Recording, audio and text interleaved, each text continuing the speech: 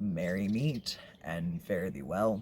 Settle in for a story with me, Astin Gaël. Thank you so much for joining me here today. This is going to be your daily collective message for Friday the 13th. It's not scary. It's not scary. We have villainized the number 13 for a long time now. And it's very silly. It's very silly. Especially it falling on a Friday. Like, it's gonna happen. Sometimes the calendar is gonna put the 13 on a Friday. There's nothing creepy about that whatsoever. So, moving on. If you do not already follow me on BlueSky and you are interested in getting the daily astrological updates and insight into how it might be affecting your life, the link to that page is in the description box down below. I would love to have you over there. It's a growing community, as is this channel. Speaking of that, if you enjoy the way that I read, be sure to give the page a subscribe and hit the bell. Doing so will ensure that you don't ever miss out on a notification that a video has been uploaded. I know for myself, I subscribe to 3 or 4 different tarot readers at a time, ones that seem to be delivering messages that I resonate with the most at that time in my life. I do occasionally unsubscribe from them when the messages stop resonating, and I invite you to do the same with me as well. When the stories are speaking, listen. When they're not, don't. If the stories are really speaking and you would like for me to create a personal narrative for you, the link to my Buy Me a Coffee is also in the description box down below. By subscribing to that page, giving it a follow, you will not miss out on any of the blog posts, which are never behind a paywall, but always appreciated that if you enjoy them, you buy me a coffee.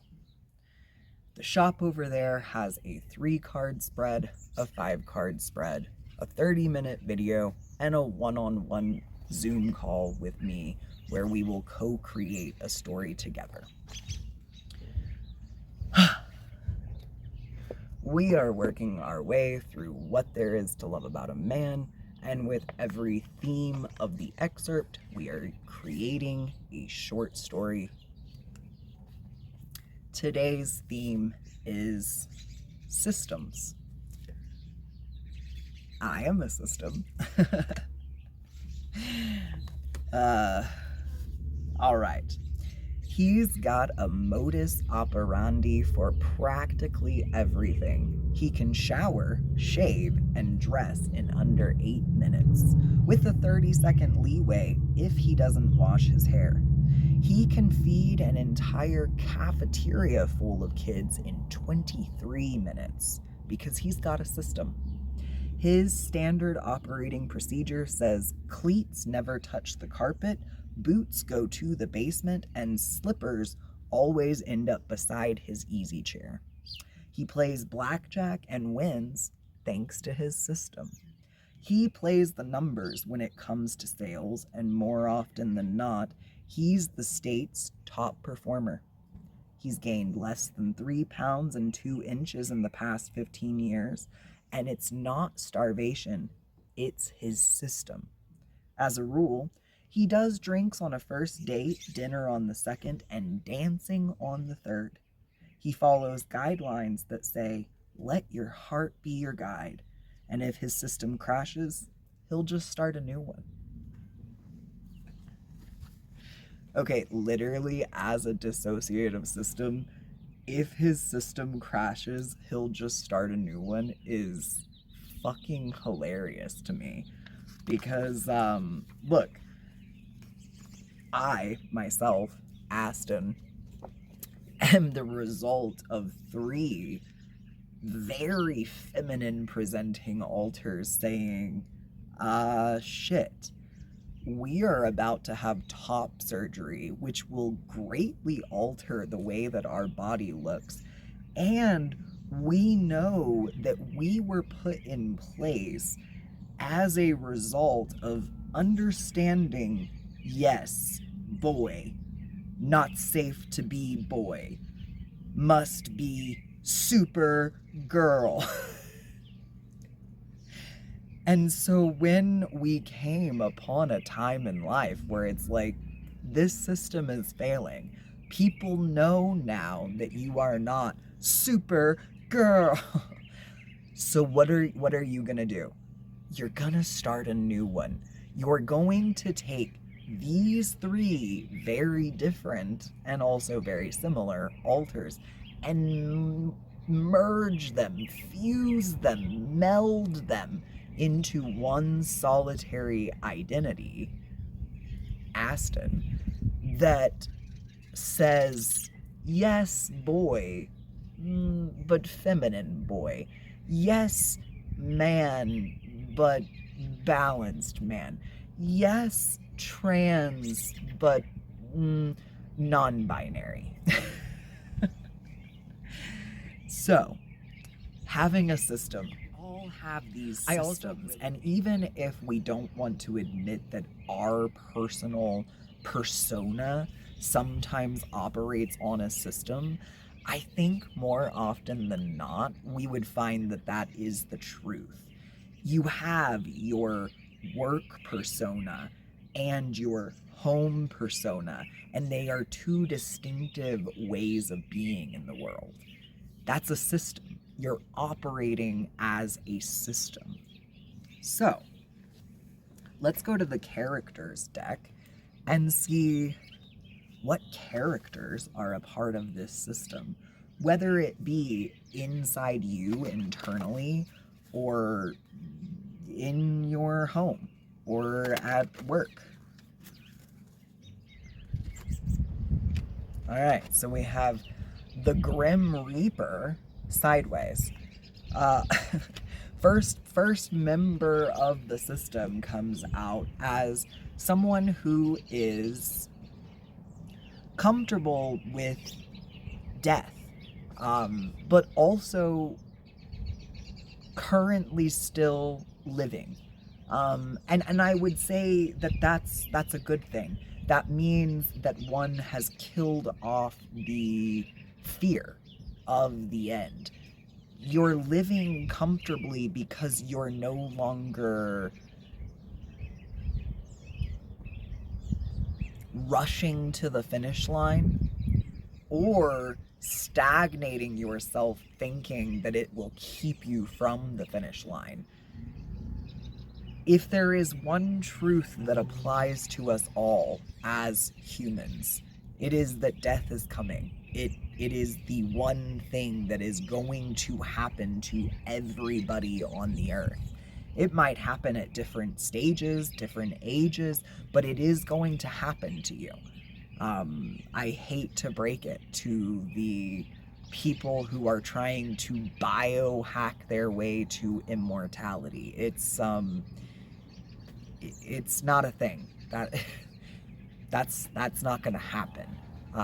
Your body is going to decay, and it is what it is. But it seems like the first member of your system is someone who understands that. Wonderful. Great.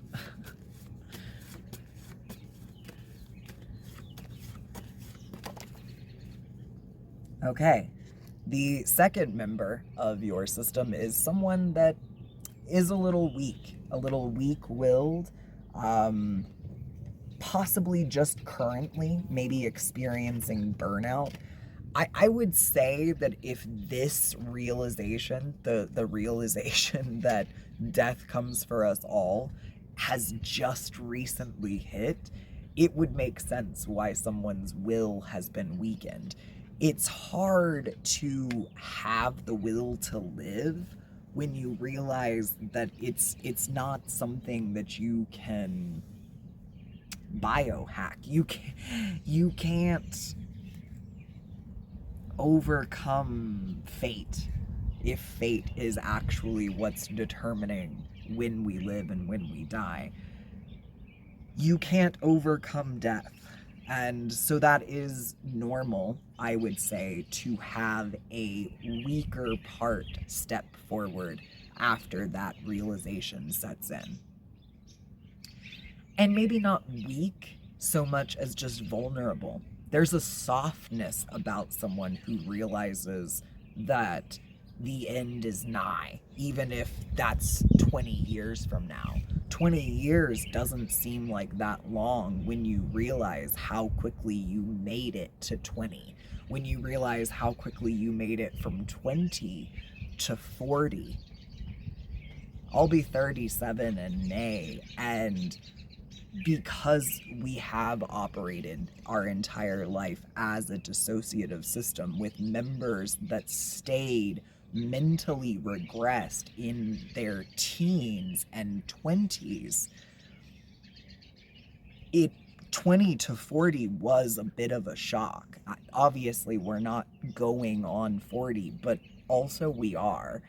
And when we came to within the last couple of years, due to our transition, due to the testosterone causing the brain to come back online, it's like, oh shit, that time went by really fast. Maybe it's because we were so dissociated from time, from space, but if 20 to 40 went really fast, imagine what 40 to 60 does. I have a hard time sometimes listening to the elders, but I wish that I was able to soften more and listen to people talk about the time from 40 to 60 and how quickly it really does go. I do suggest that we all attempt to sit down with the elders, at least the ones that we can tolerate listening to. And maybe that's what this more vulnerable, this kind of open-hearted, this softer part needs right now. An elder.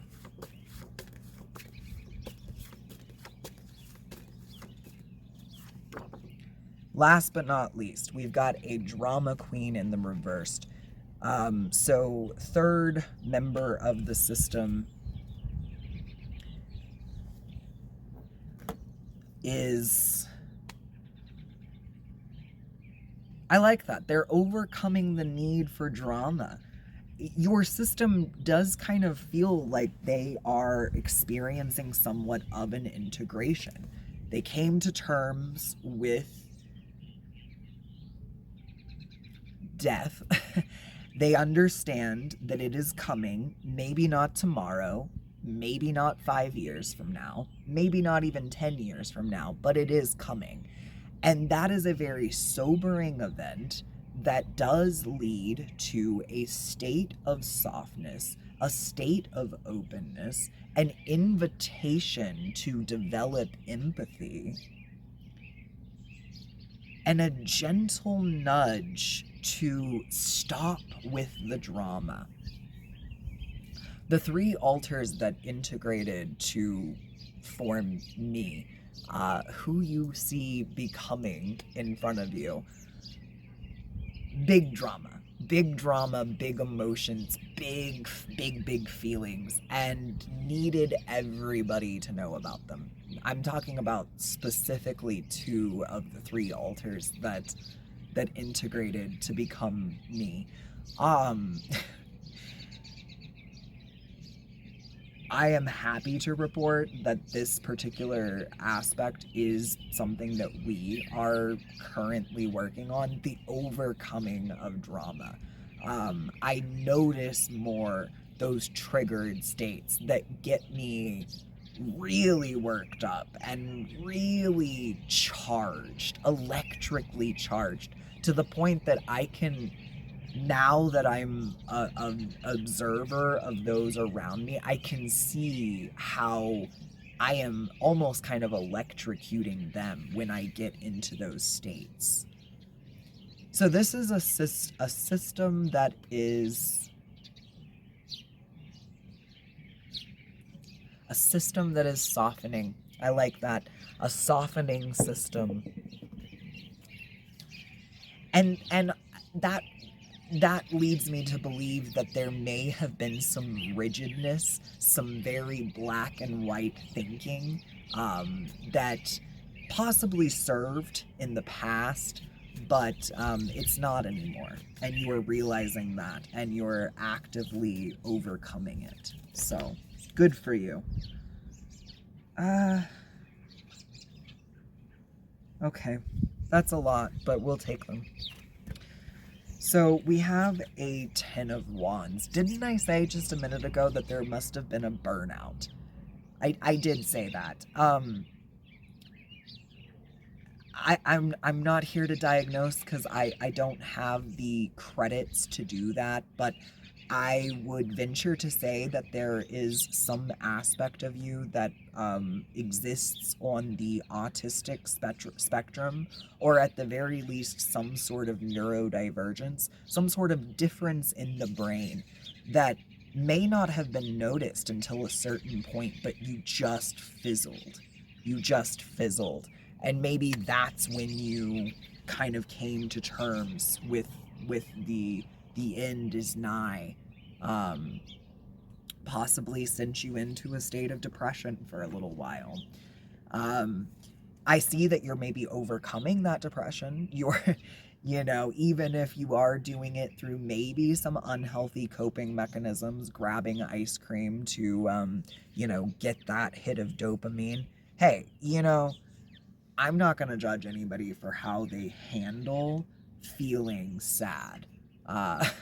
I certainly have turned to those particular coping mechanisms rather than getting a therapist, rather than doing my shadow work.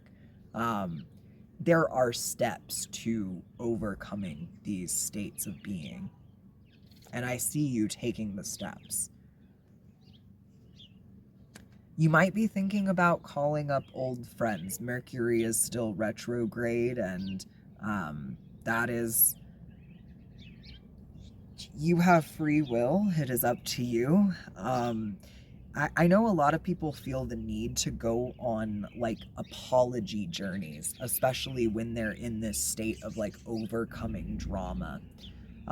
For me, the forgiveness and apologies were more something that I needed to do internally.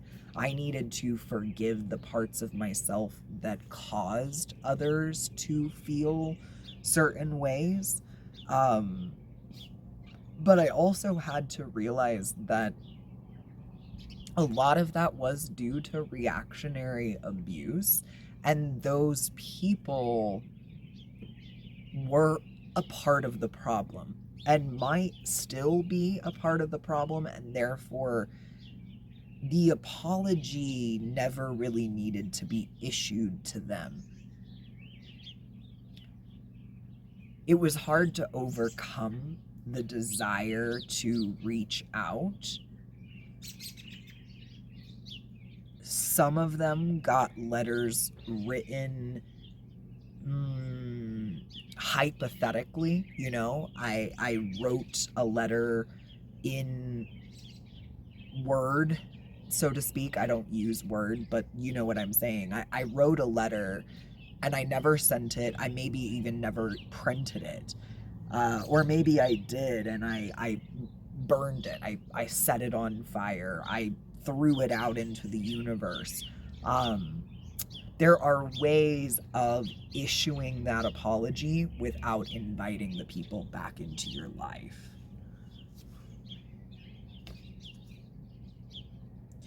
Yeah, there's just certain people that you just don't jive with anymore, and that's okay.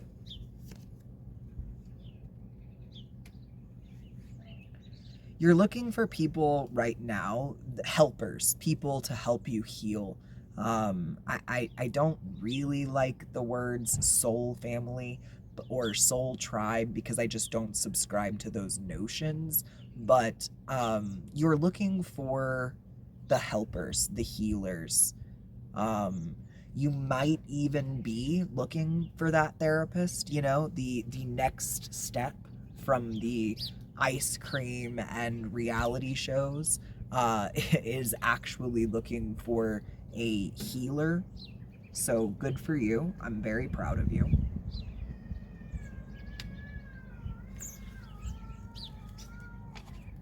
And let's see. Yes. You might be even overhauling your look, your physical aesthetic. Um, it is spring cleaning time-ish. A lot of people are at least starting to think about doing their spring cleaning. One of the things I love to do the most is overhaul my wardrobe. Here in the community that I live in, we have a shed outside a woman's house that we call the free box, and it's where everybody takes the clothes that they no longer need, and you can take what you need and leave what you no longer want. I'll probably be doing that sometime within the next week or so. Yeah, and I actually am also overhauling my look because now that top surgery has finally happened, it's like, all right, you can no longer wear shirts that are 3 sizes too big. Like, we understand that at one point in time, you did not want people to see what you looked like underneath, but you like the way you look now, so let's be proud about it. Let's wear shirts that actually fit. Uh, yeah, yeah. Oh, okay. And there's like this conch shell, which I'm, you know, the little kid in me is like holding it up to my ear to hear the ocean. There's something about resetting the nervous system that's going along with this overcoming burnout.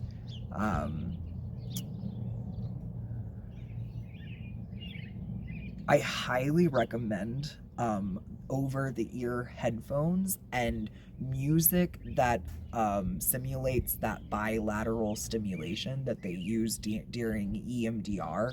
I know there are a lot of meditations on YouTube that have that similar something is going on in this ear and another thing is going on in this ear. And it is known to activate the left and the right brain at the same time, so that they can begin to integrate. So that these members, these parts, so many different words for different aspects of the self, can come together.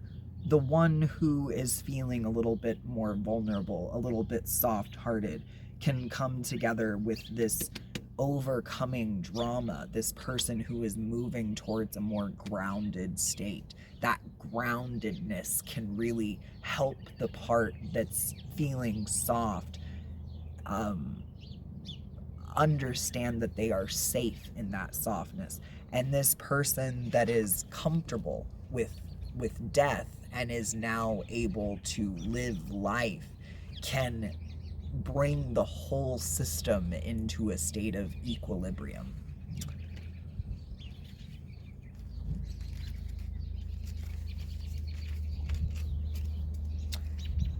Yeah, beautiful. I love I love being able to deliver messages that resonate with me. Not in like an egotistical way, but just when I am still able to teach and heal myself, it further convinces me that what I'm doing in the world is worth it. Going back to earlier this week when we were talking about determination, it keeps me determined. Until next time, be well, be you.